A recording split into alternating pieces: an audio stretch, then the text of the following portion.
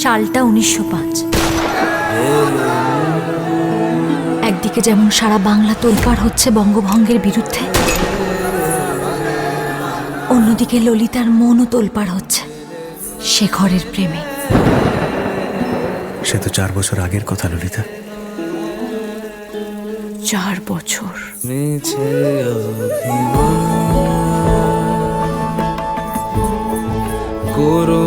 তোমাদের দুটিকে দেখলে মনে হয় কৈলাস থেকে সাক্ষাৎ হর পার্বতী নেমে এসেছে।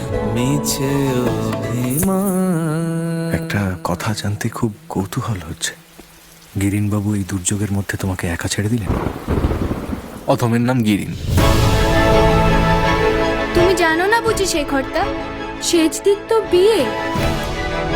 আমি মানুষটা নিতান্ত নিরীহ, কেবল হেরেই যাই। তোমার মামা তো বিক্রি করেছেন তোমাকে তার কাছে। সেই তো ভাববে এখন তোমার ভাবনা। সেদিন যা ঠিক ছিল আমি তাই করেছি। সব ঠিক সবসময় ঠিক হয় না ঠাকুরপো। জগতে আমাকে বিক্রি করার অধিকার শুধুমাত্র একজনেরই আছে, তোমার।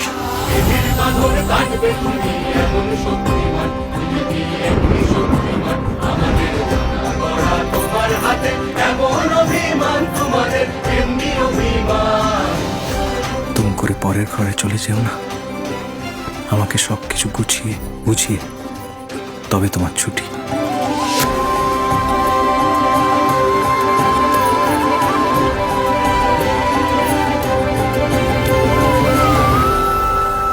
কোনোদিন ভাবিনি এই কথাগুলো নিয়ে তোমাকে আমাকে একদিন মুখোমুখি হতে হবে।